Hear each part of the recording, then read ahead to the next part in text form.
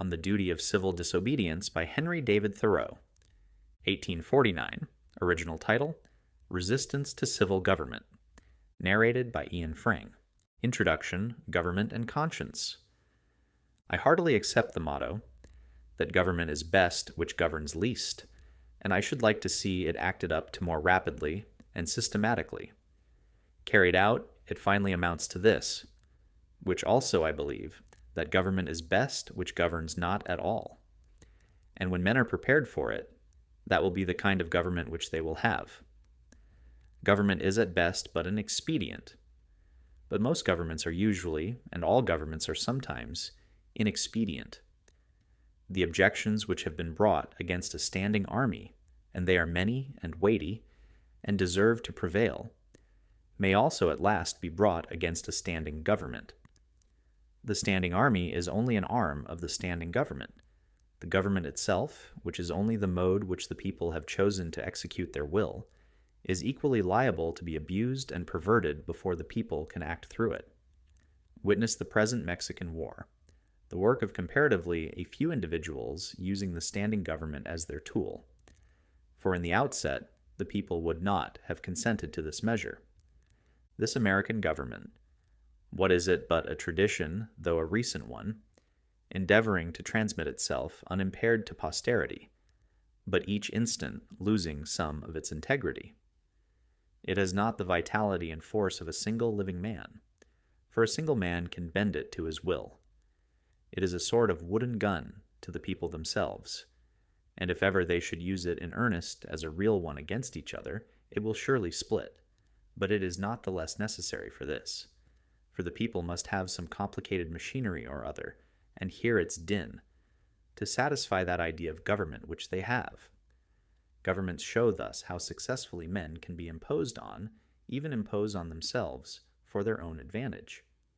It is excellent, we must all allow, yet this government never of itself furthered any enterprise, but by the alacrity with which it got out of its way. It does not keep the country free. It does not settle the West. It does not educate. The character inherent in the American people has done all that has been accomplished, and it would have done somewhat more if the government had not sometimes got in its way. For government is an expedient, by which men would fain succeed in letting one another alone. And as has been said, when it is most expedient, the governed are most let alone by it. Trade and commerce, if they were not made of India rubber, would never manage to bounce over obstacles which legislators are continually putting in their way. And if one were to judge these men wholly by the effects of their actions, and not partly by their intentions, they would deserve to be classed and punished with those mischievous persons who put obstructions on the railroads. But, to speak practically, and as a citizen, unlike those who call themselves no-government men, I ask for not at once no government, but at once a better government. Let every man make known what kind of government would command his respect, and that will be one step toward obtaining it. Chapter 1. Majority Rule and Conscience. After all, the practical reason why, when the power is once in the hands of the people, a majority are permitted, and for a long period continue to rule, is not because they are most likely to be in the right, nor because this seems fairest to the minority, but because they are physically the strongest. But a government in which the majority rule in all cases cannot be based on justice, even as far as men understand it. Can there not be a government in which the majorities do not virtually decide right and wrong, but conscience? In which majorities decide only those questions to which the rule of expediency is applicable? Must the citizen ever for a moment, or in the least degree, resign his conscience to the legislator? Why has every man a conscience, then? I think that we should be men first, and subjects afterward. It is not desirable to cultivate a respect for the law, so much as for the right. The only obligation which I have a right to assume is to do at any time what I think right.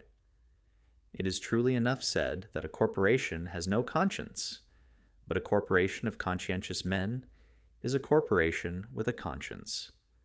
Law never made men a whit more just, and by means of their respect for it, even the well-disposed are daily made the agents of injustice.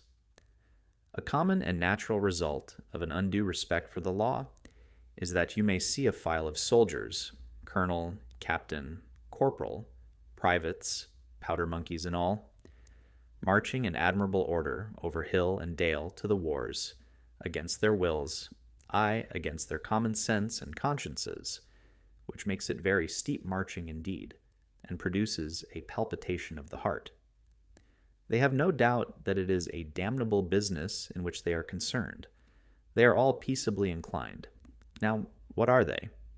Men at all?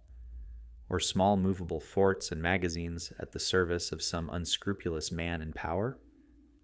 Visit the Navy Yard and behold a Marine, such a man as an American government can make, or such as it can make a man with its black arts, a mere shadow and reminiscence of humanity.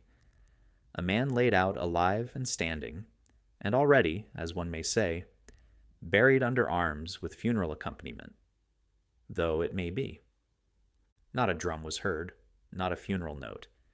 As his corpse to the ramparts we hurried, not a soldier discharged his farewell shot, or the grave where our hero we buried. The mass of men serve the state thus, not as men mainly, but as machines, with their bodies. They are the standing army, and the militia, jailers, constables, posse comitatus, and so on. In most cases, there is no free exercise whatever of the judgment or of the moral sense, but they put themselves on a level with wood and earth and stones, and wooden men can perhaps be manufactured that will serve the purpose as well. Such command no more respect than men of straw, or a lump of dirt. They have the same sort of worth only as horses and dogs. Yet such as these even are commonly esteemed good citizens. Others, as most legislators, politicians, lawyers, ministers, and office holders, serve the state chiefly with their heads, and as they rarely make any moral distinctions, they are as likely to serve the devil, without intending it, as God. A very few, as heroes, patriots, martyrs, reformers in the great sense, and men, serve the state with their consciences also, and so necessarily resist it for the most part, and they are commonly treated by it as enemies. A wise man will only be useful as a man, and will not submit to be clay, and stop a hole to keep the wind away, but leave that office to his dust at least. I am too high-born to be propertied, to be a secondary at control, or useful serving man and instrument, to any sovereign state throughout the world. He who gives himself entirely to his fellow men appears to them useless and selfish, but he who gives himself partially to them is pronounced a benefactor and philanthropist. How does it become a man to behave toward the American government today? I answer that he cannot without disgrace be associated with it. I cannot for an instant recognize that political organization as my government, which is the slaves' government also. All men recognize the right of revolution, that is, the right to refuse allegiance to and to resist the government when its tyranny or its inefficiency are great and unendurable. But almost all say that such is not the case now. But such was the case, they think, in the Revolution of '75. If one were to tell me that this was a bad government because it taxed certain foreign commodities brought to its ports, it is most probable that I should not make an ado about it, for I can do without them. All machines have their friction, and possibly this does enough good to counterbalance the evil. At any rate, it is a great evil to make a stir about it.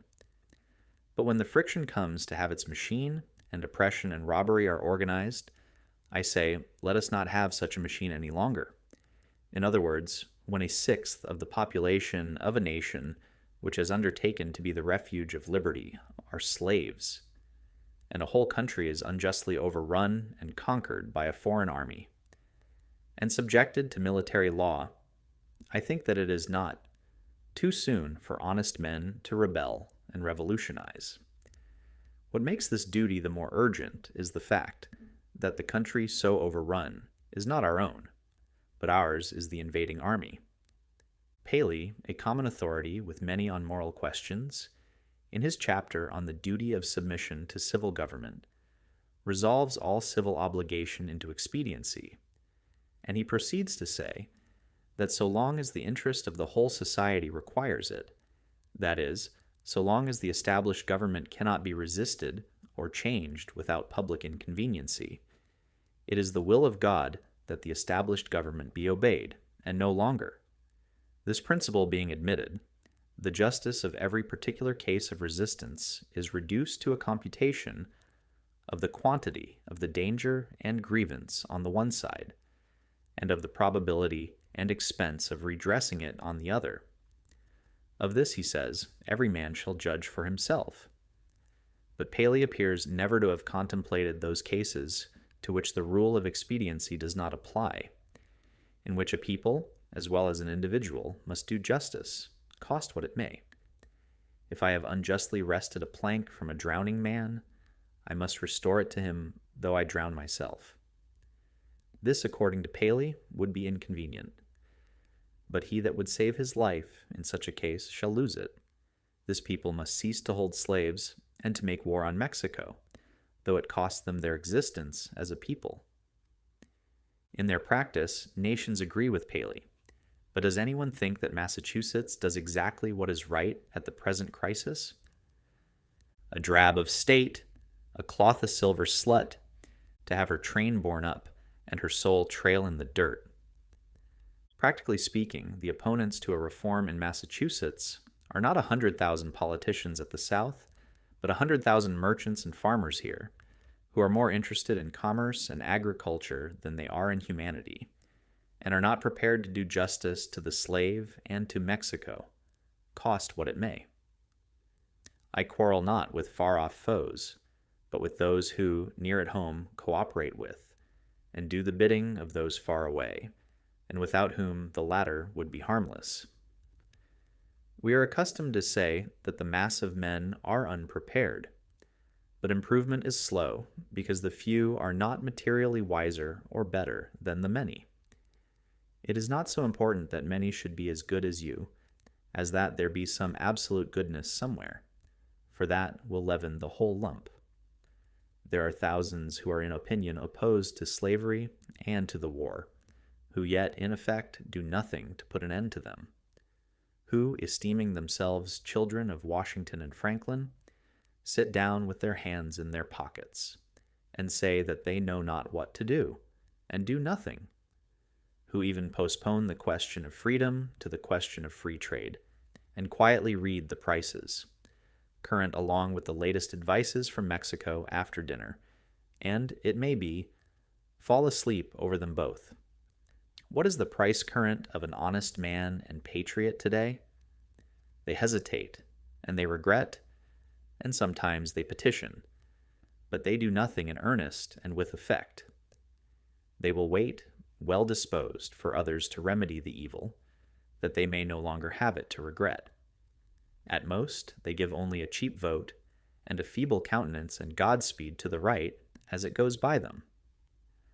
There are 999 patrons of virtue to one virtuous man, but it is easier to deal with the real possessor of a thing than with the temporary guardian of it. Chapter 2. Voting and the Masses. All voting is a sort of gaming, like checkers or backgammon, with a slight moral tinge to it, a playing with right and wrong, with moral questions, and betting naturally accompanies it. The character of the voters is not staked. I cast my vote, perchance, as I think right, but I am not vitally concerned that that right should prevail. I am willing to leave it to the majority. Its obligation, therefore, never exceeds that of expediency. Even voting for the right is doing nothing for it. It is only expressing to men feebly your desire that it should prevail. A wise man will not leave the right to the mercy of chance, nor wish it to prevail through the power of the majority. There is but little virtue in the action of masses of men. When the majority shall at length vote for the abolition of slavery, it will be because they are indifferent to slavery, or because there is but little slavery left to be abolished by their vote. They will then be the only slaves. only his vote can hasten the abolition of slavery who asserts his own freedom by his vote. I hear of a convention to be held at Baltimore, or elsewhere, for the selection of a candidate for the presidency, made up chiefly of editors and men who are politicians by profession. But I think, what is it to any independent, intelligent, and respectable man? What decision they may come to, shall we not have the advantage of his wisdom and honesty, nevertheless? Can we not count upon some independent votes? Are there not many individuals in the country who do not attend conventions? But no. I find that the respectable man, so-called, has immediately drifted from his position, and despairs of his country when his country has more reasons to despair of him. He forthwith adopts one of the candidates thus selected as the only available one, thus proving that he is himself available for any purposes of the demagogue. His vote is of no more worth than that of any unprincipled foreigner or hireling native who may have been bought. Oh, for a man who is a man and, as my neighbor says, has a bone in his back which you cannot pass your hand through. Our statistics are at fault. The population has been returned too large. How many men are there to a square 1,000 miles in the country? Hardly one. Does not America offer any inducement for men to settle here? The American has dwindled into an odd fellow, one who may be known by the development of his organ of gregariousness, and a manifest lack of intellect and cheerful self-reliance, whose first and chief concern on coming into the world is to see that the almshouses are in good repair, and before yet he has lawfully donned the virile garb to collect a fund for the support of the widows and orphans that may be, who in short ventures to live only by the aid of the mutual insurance company, which has promised to bury him decently. It is not a man's duty, as a matter of course, to devote himself to the eradication of any, even the most enormous wrong. He may still properly have other concerns to engage him, but it is his duty, at least, to wash his hands of it, and if he gives it no thought longer, not to give it practically his support. If I devote myself to other pursuits and contemplations, I must first see, at least, that I do not pursue them sitting upon another man's shoulders. I must get off him first, that he may pursue his contemplations too. See what gross inconsistency is tolerated. I have heard some of my townsmen say, I should like to have them order me out to help put down an insurrection of the slaves, or to march to Mexico. See if I would go. And yet these very men have each, directly by their allegiance, and so indirectly, at least, by their money, furnished a substitute. The soldier is applauded who refuses to serve in an unjust war by those who do not refuse to sustain the unjust government which makes the war, is applauded by those whose own act and authority he disregards and sets at naught, as if the state were penitent to that degree that it hired one to scourge it while it sinned, but not to that degree that it left off sinning for a moment. Thus, under the name of order and civil government, we are all made at last to pay homage to and support our own meanness. After the first blush of sin comes its indifference, and from immoral it becomes, as it were, unmoral, and not quite unnecessary to that life which we have made. The broadest and most prevalent error requires the most disinterested virtue to sustain it. The slight reproach to which the virtue of patriotism is commonly liable, the noble are most likely to incur. Those who, while they disapprove of the character and measures of a government, yield to it their allegiance and support, are undoubtedly its most conscientious supporters, and so frequently the most serious obstacles to reform.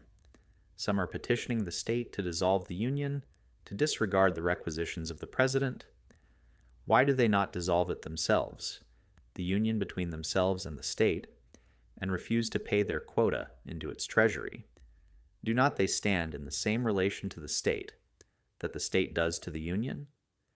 And have not the same reasons prevented the state from resisting the Union, which have prevented them from resisting the state? Chapter 3. Unjust Laws and Duty of the Individual. How can a man be satisfied to entertain an opinion merely and enjoy it? Is there any enjoyment in it if his opinion is that he is aggrieved? If you are cheated out of a single dollar by your neighbor, you do not rest satisfied with knowing you are cheated, or with saying that you are cheated, or even with petitioning him to pay you your due. But you take effectual steps at once to obtain the full amount and see that you are never cheated again. Action from principle, the perception and the performance of right, changes things and relations. It is essentially revolutionary and does not consist wholly with anything which was. It not only divided states and churches, it divides families. Aye, it divides the individual, separating the diabolical in him from the divine. Unjust laws exist. Shall we be content to obey them, or shall we endeavor to amend them and obey them until we have succeeded, or shall we transgress them at once? Men generally, under such a government as this, think that they ought to wait until they have persuaded the majority to alter them. They think that, if they should resist, the remedy would be worse than the evil. But it is the fault of the government itself that the remedy is worse than the evil. It makes it worse. Why is it not more apt to anticipate and provide for reform? Why does it not cherish its wise minority? Why does it cry and resist before it is hurt? Why does it not encourage its citizens to be on the alert to point out its faults and do better than it would have them? Why does it always crucify Christ and excommunicate Copernicus and Luther and pronounce Washington and Franklin rebels? One would think that a deliberate and practical denial of its authority was the only offense never contemplated by government. Else, why has it not assigned its definite, its suitable, and proportionate penalty? If a man who has no property refuses but once to earn 9 shillings for the state, he is put in prison for a period unlimited by any law that I know, and determined only by the discretion of those who placed him there. But if he should steal 90 times 9 shillings from the state, he is soon permitted to go at large again. If the injustice is part of the necessary friction of the machine of government, let it go. Let it go. Perchance it will wear smooth. Certainly the machine will wear out. If the injustice has a spring, or a pulley, or a rope, or a crank, exclusively for itself, then perhaps you may consider whether the remedy will not be worse than the evil. But if it is of such a nature that it requires you to be the agent of injustice to another, then, I say, break the law. Let your life be a counter-friction to stop the machine. What I have to do is to see, at any rate, that I do not lend myself to the wrong which I condemn. As for adopting the ways which the state has provided for remedying the evil, I know not of such ways. They take too much time, and a man's life will be gone. I have other affairs to attend to. I came into this world not chiefly to make this a good place to live in, but to live in it, be it good or bad. A man has not everything to do but something, and because he cannot do everything, it is not necessary that he should do something wrong. It is not my business to be petitioning the governor or the legislature any more than it is theirs to petition me. And if they should not hear my petition, what should I do then? But in this case, the state has provided no way. Its very constitution is the evil. This may seem to be harsh and stubborn and unconciliatory, but it is to treat with the utmost kindness and consideration the only spirit that can appreciate or deserves it. So is all change for the better, like birth and death which convulse the body. Chapter 4. Majority of one in revolution. I do not hesitate to say that those who call themselves abolitionists should at once effectually withdraw their support, both in person and property, from the government of Massachusetts, and not wait till they constitute a majority of one, before they suffer the right to prevail through them. I think that it is enough if they have God on their side, without waiting for that other one. Moreover, any man more right than his neighbors constitutes a majority of one already. I meet this American government, or its representative, the state government, directly, and face to face once a year, no more, in the person of its tax gatherer. This is the only mode in which a man situated as I am necessarily meets it, and it then says distinctly, recognize me. And the simplest, the most effectual, and, in the present posture of affairs, the indispensablest mode of treating with it on this head, of expressing your little satisfaction with and love for it, is to deny it then. My civil neighbor, the tax gatherer, is the very man I have to deal with. For it is, after all, with men, and not with parchment that I quarrel, and he has voluntarily chosen to be an agent of the government. How shall he ever know well what he is and does as an officer of the government, or as a man, until he is obliged to consider whether he shall treat me, his neighbor, for whom he has respect, as a neighbor and well-disposed man, or as a maniac and disturber of the peace, and see if he can get over this obstruction to his neighborliness without a ruder and more impetuous thought or speech corresponding with his action.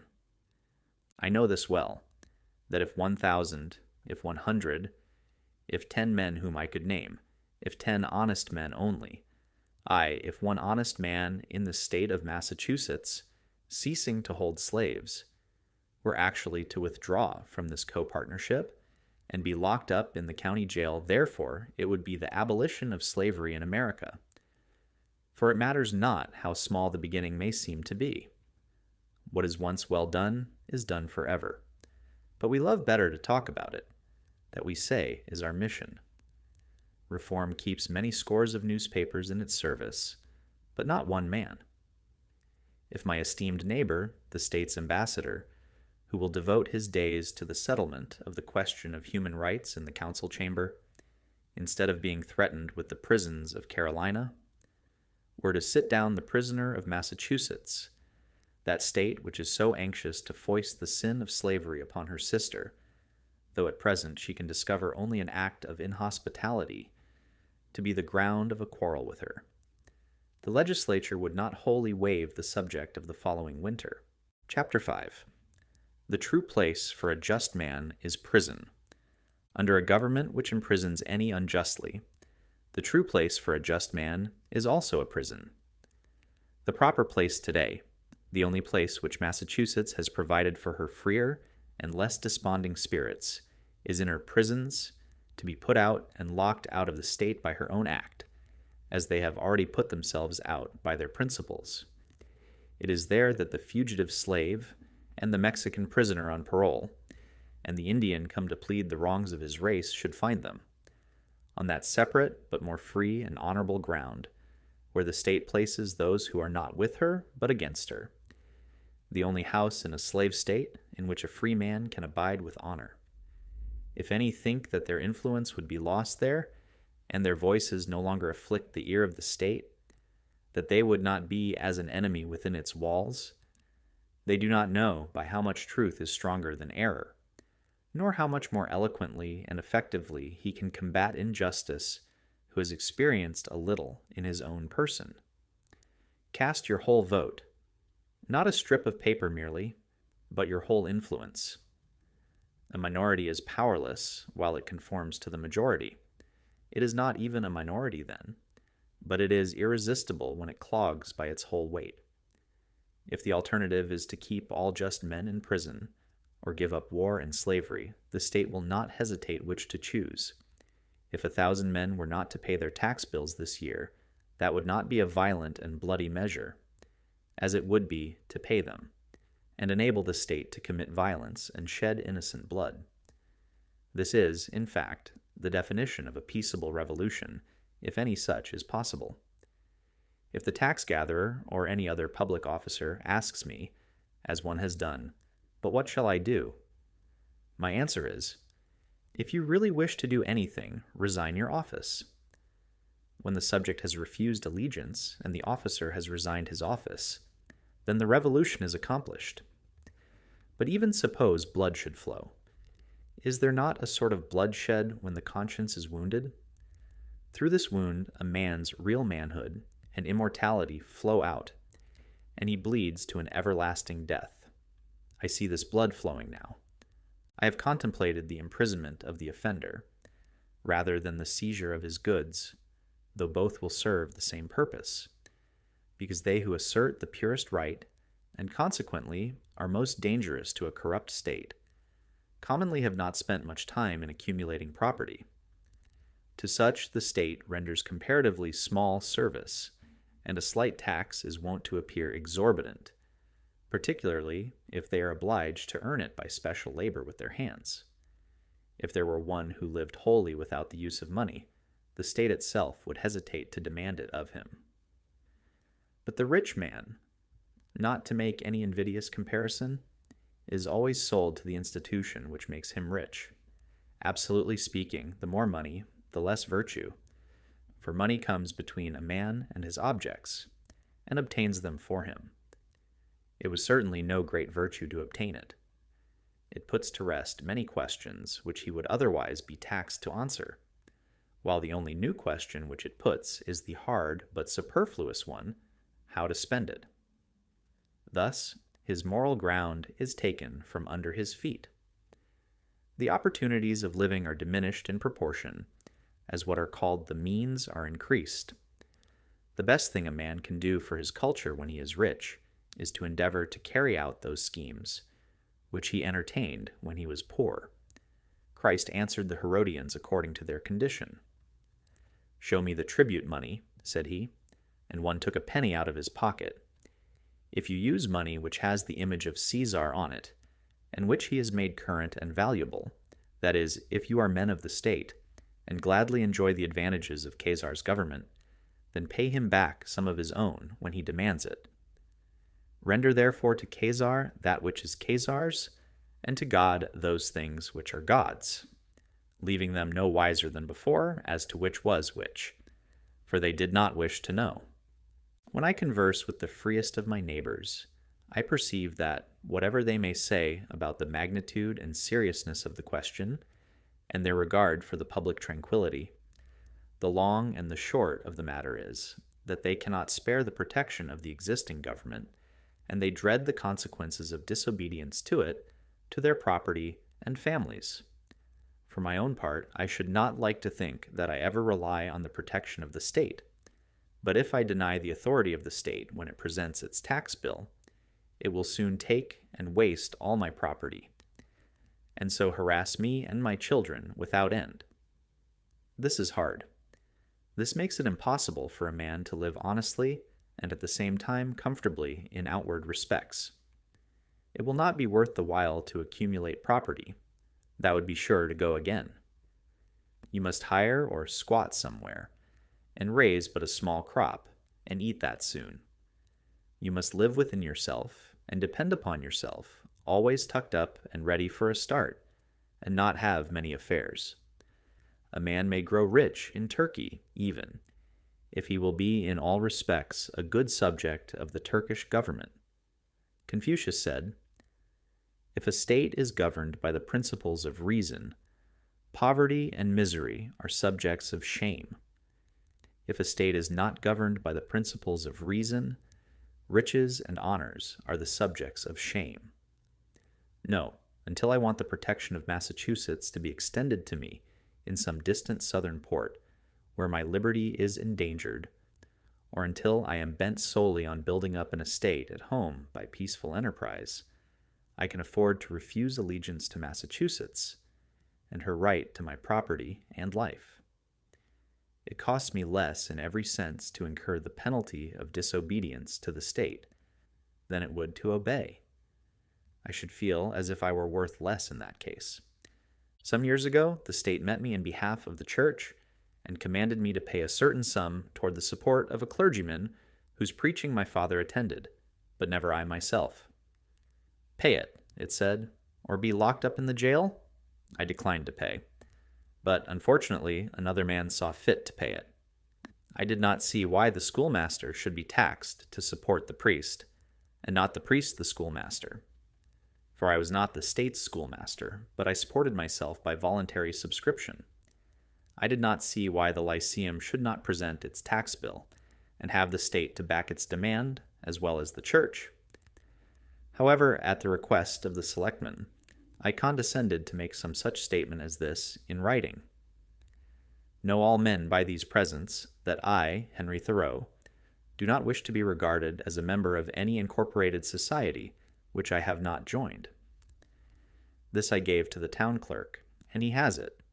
The state, having thus learned that I did not wish to be regarded as a member of that church, has never made a like demand on me since, though it said that it must adhere to its original presumption that time. If I had known how to name them, I should then have signed off in detail from all the societies which I never signed on to, but I did not know where to find such a complete list. I have paid no poll tax for 6 years. I was put into a jail once on this account for one night, and as I stood considering the walls of solid stone, 2 or 3 feet thick, the door of wood and iron, a foot thick, and the iron grating which strained the light, I could not help being struck with the foolishness of that institution which treated me as if I were mere flesh and blood and bones, to be locked up.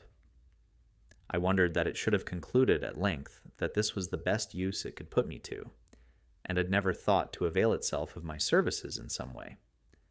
I saw that if there was a wall of stone between me and my townsmen, there was a still more difficult one to climb or break through, before they could get to be as free as I was. I did not for a moment feel confined, and the walls seemed a great waste of stone and mortar. I felt as if I alone of all my townsmen had paid my tax. They plainly did not know how to treat me, but behaved like persons who are underbred. In every threat and in every compliment there was a blunder, for they thought that my chief desire was to stand the other side of that stone wall. I could not but smile to see how industriously they locked the door on my meditations, which followed them out again without let or hindrance, and they were really all that was dangerous. As they could not reach me, they had resolved to punish my body, just as boys, if they cannot come at some person against whom they have a spite, will abuse his dog. I saw that the state was half-witted, that it was timid as a lone woman with her silver spoons, and that it did not know its friends from its foes, and I lost all my remaining respect for it, and pitied it. Chapter 6. My Night in Jail. Thus the state never intentionally confronts a man's sense, intellectual or moral, but only his body, his senses. It is not armed with superior wit or honesty, but with superior physical strength. I was not born to be forced. I will breathe after my own fashion. Let us see who is the strongest. What force has a multitude? They only can force me who obey a higher law than I. They force me to become like themselves. I do not hear of men being forced to live this way or that by masses of men. What sort of life were that to live? When I meet a government which says to me, "Your money or your life," why should I be in haste to give it my money? It may be in a great strait and not know what to do. I cannot help that. It must help itself. Do as I do. It is not worth the while to snivel about it. I am not responsible for the successful working of the machinery of society. I am not the son of the engineer. I perceive that when an acorn and a chestnut fall side by side, the one does not remain inert to make way for the other, but both obey their own laws and spring and grow and flourish as best they can, till one, perchance, overshadows and destroys the other. If a plant cannot live according to its nature, it dies, and so a man. The night in prison was novel and interesting enough. The prisoners in their shirt sleeves were enjoying a chat and the evening air in the doorway when I entered. But the jailer said, "Come, boys, it is time to lock up." And so they dispersed, and I heard the sound of their steps returning into the hollow apartments. My roommate was introduced to me by the jailer as a first-rate fellow and a clever man. When the door was locked, he showed me where to hang my hat and how he managed matters there. The rooms were whitewashed once a month, and this one, at least, was the whitest, most simply furnished, and probably the neatest apartment in town. He naturally wanted to know where I came from and what brought me there, and when I had told him, I asked him in my turn how he came there, presuming him to be an honest man, of course, and as the world goes, I believe he was. "Why," said he, "they accuse me of burning a barn." but I never did it. As near as I could discover, he had probably gone to bed in a barn when drunk, and smoked his pipe there, and so a barn was burnt. He had the reputation of being a clever man, had been there some 3 months waiting for his trial to come on, and would have to wait as much longer, but he was quite domesticated and contented, since he got his board for nothing, and thought that he was well treated. He occupied one window, and I the other, and I saw that, if one stayed there long, his principal business would be to look out the window. I had soon read all the tracts that were left there, and examined where former prisoners had broken out, and where a grate had been sawed off, and heard the history of the various occupants of that room. For I found that even here there was a history and a gossip which never circulated beyond the walls of the jail. Probably this is the only house in the town where verses are composed, which are afterward printed in a circular form, but not published. I was shown quite a long list of verses which were composed by some young men who had been detected in an attempt to escape, who avenged themselves by singing them. I pumped my fellow prisoner as dry as I could, for fear I should never see him again, but at length he showed me which was my bed, and left me to blow out the lamp.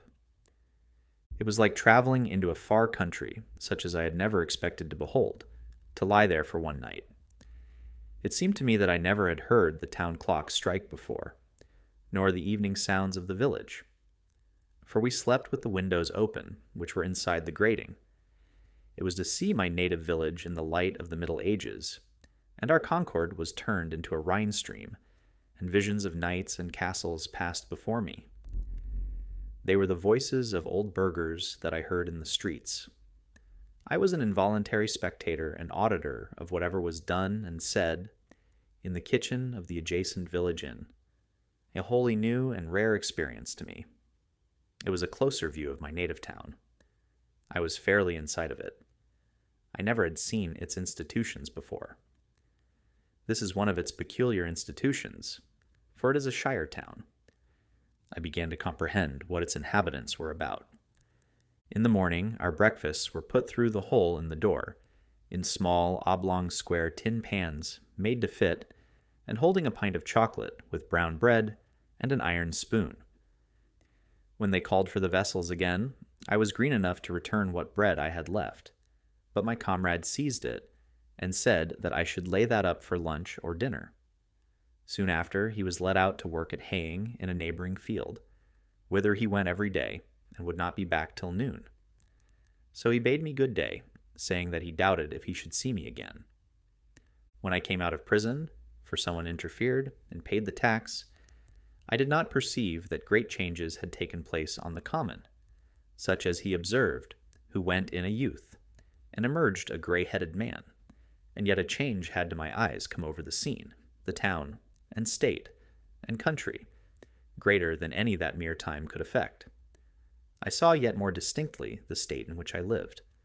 I saw to what extent the people among whom I lived could be trusted as good neighbors and friends, that their friendship was for summer weather only, that they did not greatly purpose to do right, that they were a distinct race from me by their prejudices and superstitions, as the Chinamen and Malays are, that, in their sacrifices to humanity, they ran no risks, not even to their property, that after all they were not so noble, but they treated the thief as he had treated them, and hoped by a certain outward observance and a few prayers, and by walking in a particular straight though useless path from time to time, to save their souls. This may be to judge my neighbors harshly, for I believe that most of them are not aware that they have such an institution as the jail in their village. It was formerly the custom in our village, when a poor debtor came out of jail, for his acquaintances to salute him, looking through their fingers, which were crossed to represent the grating of a jail window. How do you do? My neighbors did not thus salute me, but first looked at me, and then at one another, as if I had returned from a long journey. I was put into jail as I was going to the shoemaker's to get a shoe which was mended. When I was let out the next morning, I proceeded to finish my errand, and having put on my mended shoe, joined a huckleberry party, who were impatient to put themselves under my conduct, and in half an hour, for the horse was soon tackled, was in the midst of a huckleberry field on one of our highest hills 2 miles off, and then the state was nowhere to be seen. This is the whole history of my prisons. Chapter 7, Reflection and Toward a Better State. I have never declined paying the highway tax because I am as desirous of being a good neighbor as I am of being a bad subject. And as for supporting schools, I am doing my part to educate my fellow countrymen now. It is for no particular item in the tax bill that I refuse to pay it. I simply wish to refuse allegiance to the state, to withdraw and stand aloof from it effectually. I do not care to trace the course of my dollar, if I could, till it buys a man or a musket to shoot one with. The dollar is innocent, but I am concerned to trace the effects of my allegiance. In fact, I quietly declare war with the state, after my fashion, though I will still make use and get what advantages of her I can, as is usual in such cases. If others pay the tax which is demanded of me from a sympathy with the state, they do but what they have already done in their own case, or rather they abet injustice to a greater extent than the state requires. If they pay the tax from a mistaken interest in the individual taxed to save his property or prevent his going to jail, it is because they have not considered wisely how far they let their private feelings interfere with the public good. This, then, is my position at present. But one cannot be too much on his guard in such a case, lest his actions be biased by obstinacy or an undue regard for the opinions of men. Let him see that he does only what belongs to himself and to the hour. I think sometimes, why, this people mean well. They are only ignorant. They would do better if they knew how. Why give your neighbors this pain to treat you as they are not inclined to? But I think, again, this is no reason why I should do as they do, or permit others to suffer much greater pain of a different kind. Again, I sometimes say to myself, when many millions of men, without heat, without ill will, without personal feeling of any kind, demand of you a few shillings only, without the possibility, such is their constitution, of retracting or altering their present demand, and without the possibility, on your side, of appeal to any other millions, why expose yourself to this overwhelming brute force? You do not resist cold and hunger, the winds and the waves, thus obstinately. You quietly submit to 1,000 similar necessities. You do not put your head into the fire. But just in proportion as I regard this as not wholly a brute force, but partly a human force, and consider that I have relations to those millions as to so many millions of men, and not of mere brute or inanimate things, I see that appeal is possible, first and instantaneously, from them to the maker of them, and secondly, from them to themselves. But if I put my head deliberately into the fire, there is no appeal to fire or to the maker of fire, and I have only myself to blame. If I could convince myself that I have any right to be satisfied with men as they are, and to treat them accordingly, and not according, in some respects, to my requisitions and expectations of what they and I ought to be, then, like a good Mussulman and fatalist, I should endeavor to be satisfied with things as they are, and say, it is the will of God. And above all, there is this difference between resisting this and a purely brute or natural force, that I can resist this with some effect. But I cannot expect, like Orpheus, to change the nature of the rocks and trees and beasts. I do not wish to quarrel with any man or nation. I do not wish to split hairs, to make fine distinctions, or set myself up as better than my neighbors. I seek rather, I may say, even an excuse for conforming to the laws of the land. I am but too ready to conform to them. Indeed, I have reason to suspect myself on this head, and each year, as the tax-gatherer comes round, I find myself disposed to review the acts and position of the general and state governments, and the spirit of the people to discover a pretext for conformity. We must affect our country as our parents, and if at any time we alienate our love of industry from doing it honor, we must respect effects and teach the soul. matter of conscience and religion, and not desire of rule or benefit. I believe that the state will soon be able to take all my work of this sort out of my hands, and then I shall be no better patriot than my fellow countrymen. Seen from a lower point of view, the Constitution, with all its faults, is very good. The law and the courts are very respectable. Even this state and this American government are, in many respects, very admirable, and rare things to be thankful for, such as a great many have described them, seen from a higher still, and the highest. Who shall say what they are, or that they are worth looking at or thinking of at all? However, the government does not concern me much, and I shall bestow the fewest possible thoughts on it. It is not many moments that I live under a government, even in this world. If a man is thought-free, fancy-free, imagination-free, that which is not never for a long time appearing to be to him, unwise rulers or reformers cannot fatally interrupt him. I know that most men think differently from myself, but those whose lives are by profession devoted to the study of these or kindred subjects content me as little as any. Statesmen and legislators, standing so completely within the institution, never distinctly and nakedly behold it. They speak of moving society, but have no resting place without it. They may be men of a certain experience and discrimination, and have no doubt invented ingenious and even useful systems, for which we sincerely thank them. But all their wit and usefulness lie within certain, not very wide limits. They are wont to forget that the world is not governed by policy and expediency. Webster never goes behind government, and so cannot speak with authority about it. His words are wisdom to those legislators who contemplate no essential reform in the existing government, but for thinkers and those who legislate for all time, he never once glances at the subject.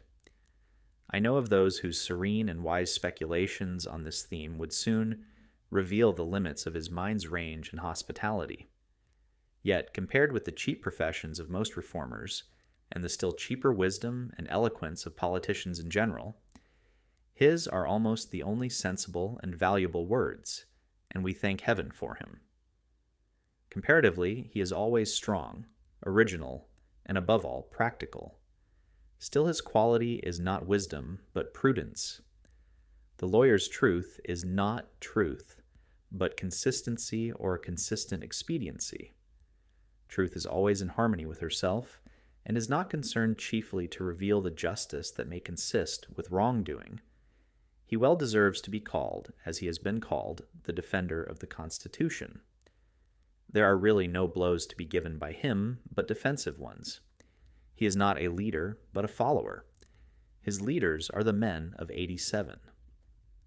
I have never made an effort, he says, and never proposed to make an effort.